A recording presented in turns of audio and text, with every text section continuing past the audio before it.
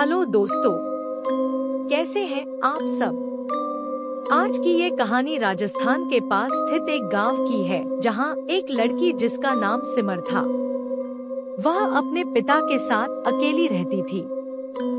पिता काम करने के लिए दूर दूसरे गांव में जाते थे। उसके घर के पीछे दूर दूर तक खेत था, जिसमें बीच बीच में कहीं लाइट के खंभे लगे हुए थे, जिसमें से हल्की हल्की रोशनी नजर आती थी।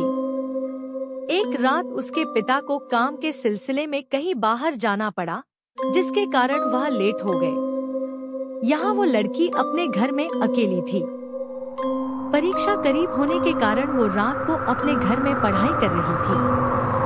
वो खिड़की के पास बैठ के पढ़ाई कर रही थी और साथ ही खेतों की तरफ नजर भी रखे थी, ताकि उसके पिता जब आए तो वो उन्हें देख सके। ऐसी ही रात के 12 बज गए और वो अपने पिता का इंतजार कर रही थी। तभी उसकी नजर दूर एक खंबे की रोशनी में खड़े किसी पे गई। तब इसको लगा कि वो उसके पिता है। फिर उसने दोबारा देखा तो महसूस किया कि वो वही खड़ा है और इसे ही घूर रहा है। उसमें कोई हरकत नहीं थी। फिर उसे कुछ संदेह हुआ तो उसने गौर से देखा तो पाया वो खड़ा इसको ही घूर रहा था। इसने सोचा गांव का कोई होगा जो रात को घूम रहा होगा, और अनदेखा करके फिर से पढ़ाई करने लगी। लेकिन क्योंकि वो सामने रोशनी में ही खड़ा था, तो वो उसको फिर देखने लगी। तभी वो अपने दोनों हाथ उठाकर इशारा करते हुए इसे बुलाने लगा। सिमर थोड़ा डर गई। इसे लगा कोई चोर है जो इसे अकेले देख चोरी करना चाहता है। पर फिर जो इसने देखा उसके बाद ये डर से वही सहम गई। इसने देखा कि वो इसको बुलाते बुलाते ऐसे ही दोनों हाथ हवा में करके रुक गया और अचानक ही दोनों हाथ नीचे कर किसी जानवर की तरह चारों हाथ पैर से भागने लगा और इसके करीब आने लगा। क्योंकि वो दूर से भागता आ रहा था, फिर भी वो बहुत बड़ा लग रहा था, मानो जैसा कोई भालू हो जो तेजी से उसकी तरफ बढ़ रहा हो। वो डर के खड़ी हो गई और खिड़की से पीछे हो गई और डर से कांपने लगी। थोड़ी देर बाद हिम्मत करके खिड़की के पास आई और बाहर देखने लगी, तो अब दूर दूर तक कोई नहीं दिख रहा था। लेकिन एक अजीब सी ठंडक, खामोशी और गंध आने लगी थी। फिर जैसे ही उसने खिड़की से नीचे देखा तो कोई दीवार की तरफ मुंह करके चिपक के खड़ा था और हिल रहा था।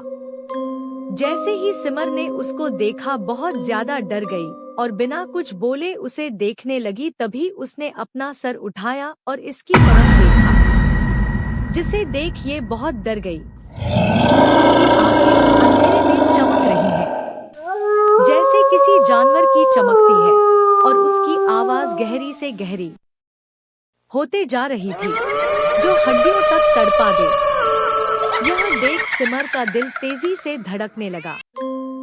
वह खिड़की को बंद करने का सोच रही थी, लेकिन उसके पैर जमीन पर मनो जम गए हो।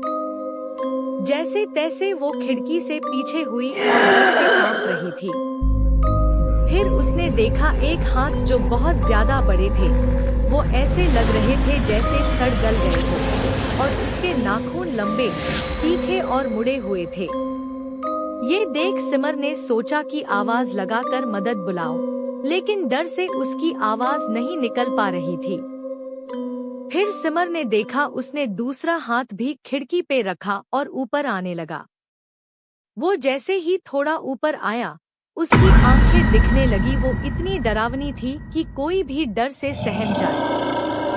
उसकी आंखें पीली चमक रही थी, मानो जैसे कोई बिल्ली की आंखें हों, और उसके दांत बाहर को आ रहे थे। उसने जैसे ही सिमर को देखा, देखते ही एक अजीब सी स्माइल करा, जिसे देख सिमर की बॉडी अकड़ गई और वो वहीं जम सी गई, मानो जैसे कोई काला जादू कर दिया हो। सिमर हिल भी नहीं पा रही थी और वो ऊपर बढ़ने लगा और कमरे के अंदर आ गया। वो बहुत ही लंबा और डरावना था, जो बस सिमर को देख के हंस रहा था। वो सिमर के पास आया। सिमर का डर से बुरा हाल था। फिर उसने सिमर की परछाई को छुआ और छूते ही वो जमीन पे गिर गई। वो इसके पास आया और धीरे धीरे इसकी परछाई को अपने पास खींचने लगा, मानो उसकी रूह चुरा रहा हो। जैसे जैसे वो ये करता, इसको ऐसा लगता मानो इसके शरीर के अंगों को कोई काट रहा है। वो ये सब करते हुए बस उसे देख रही थी और वो इसे देख के बस एक अजीब सी स्माइल दे रहा था। फिर उसने लास्ट में जोर से परछाई को खींचा और सिमर अंदर ही अंदर तड़प के वहीं मर गई, क्योंकि उसने सिमर की आत्मा निकाल ली थी। जब उसके पिता आए तो उन्होंने सिमर को देखा। उसके शरीर के कुछ भागों पे ऐसे निशान थे मानो किसी ने काट के खाए हो। क्योंकि खिड़की खुली थी तो सबने सोचा कोई जानवर होगा, लेकिन सच तो केवल सिमर जानती थी, जो अब किसी को कुछ बता नहीं पाएगी। तो दोस्तों, कैसी लगी आपको ये कहानी? और कहानी सुनने के लिए हमारे चैनल को लाइक, शेयर और सब्सक्राइब करें।